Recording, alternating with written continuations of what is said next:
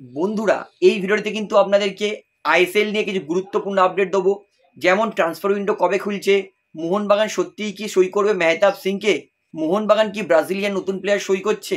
ভিডিওটা গুরুত্বপূর্ণ হবে, শেষ পর্যন্ত দেখবেন। এবং যারা চ্যানেলে নতুন আছেন সকলকে একটাই অনুরোধ করে রাখবো, যেহেতু এখানে আপনারা খেলার সমস্ত রকম আপডেটস পেয়ে যাবেন, তারা অবশ্যই পাবলিক ভিউ কলকাতা চ্যানেলটিকে সাবস্ক্রাইব করে বেল আইকন প্রেস করে অল করে রাখবেন।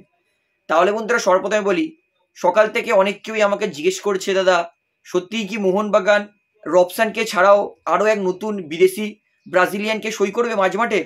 তো বলে রাখি, যারা প্রশ্ন করেছে অসংখ্য ধন্যবাদ, কিন্তু এই উত্তরটা হচ্ছে না। এই মুহূর্তে মোহনবাগান একটাই ব্রাজিলিয়ান প্লেয়ারের সঙ্গে কথাবার্তা চালাচ্ছে, সেটা হচ্ছে রবসান রবিনো। তাছাড়া সকাল থেকে যারা প্রশ্ন করছেন যে নতুন ব্রাজিলিয়ান মাঝমাঠ আসছে কিনা, উত্তরটা হচ্ছে না। এটা কিন্তু পুরোপুরি মিথ্যে। মোহনবাগান দলে কিন্তু কোনো নতুন ব্রাজিলিয়ান প্লেয়ারের সঙ্গে কিন্তু কথাবার্তা চলছে না।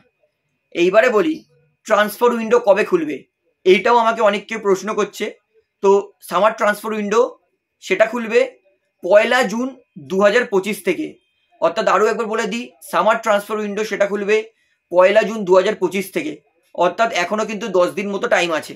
তাহলে বন্ধুরা এইবারে বলি, ভারতীয় দল কিন্তু তারা ন্যাশনাল টিম ক্যাম্পের জন্য কিন্তু প্রস্তুতি শুরু করে দিয়েছে। ভারতের আপকামিং ফুটবল ম্যাচ আছে কিন্তু থাইল্যান্ডের বিরুদ্ধে, যেটা কিন্তু যথেষ্ট ভালো, কারণ থাইল্যান্ড যথেষ্ট ভালো ফুটবল দল।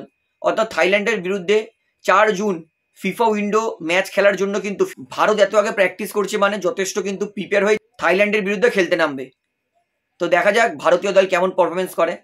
তাহলে বন্ধুরা এইবারে আপনাদের লাস্ট আপডেট দিয়ে এটা হচ্ছে, মেহতাব সিংকে নিয়ে কিন্তু শেষমেশ ভালো খবর পাওয়া গেল।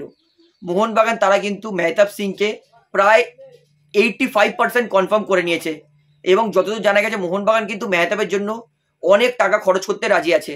মেহতাবের জন্য মুম্বাই, যেটা প্রায় 2 কোটির কাছাকাছি ট্রান্সফার ফি চেয়েছিল, মোহনবাগান কিন্তু সেই 2 কোটি টাকা অ্যাডিশনাল ট্রান্সফার ফি দেওয়ার জন্য রাজি আছে।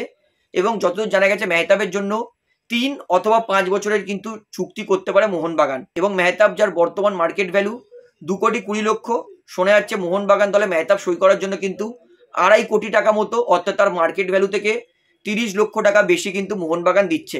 এবং মেহতাবকে কিন্তু একটা ভালো স্যালারি প্যাকেজও দিচ্ছে মোহনবাগান দল। অর্থাৎ সেই জন্যই কিন্তু মেহতাব সিং তিনি কিন্তু প্রায় 85% কনফার্ম হয়ে গেছে যে আপকামিং সিজনে মোহনবাগান দলে সই করতে চলেছে। দেখুন 85, 15% মানে কিন্তু অনেক বড় ব্যাপার। মোহনবাগান এই মুহূর্তে অনেকটা এগিয়ে গেছে এবং সই করতে চলেছে। তার মানে কিন্তু একদমই নয় যে সই করে নেবে, আপনারা কিন্তু অনেকে ভুল বুঝছেন। তো ট্রান্সফার উইন্ডো কিন্তু, তো ট্রান্সফার মার্কেট কিন্তু এরকমই কাজ করে।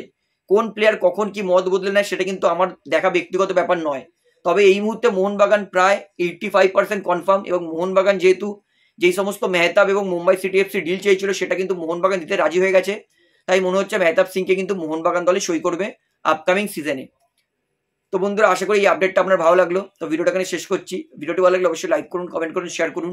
এবং চ্যানেলে নতুন আছেন সবাইকে একটাই অনুরোধ করে রাখবো, যেহেতু এখানে আপনার খেলার সমস্ত রকম আপডেটস পেয়ে যাবেন, তারা অবশ্যই পাবলিক ভিউ কলকাতা চ্যানেলটিকে সাবস্ক্রাইব করে বেল আইকন প্রেস করে অল করে রাখবেন। ধন্যবাদ।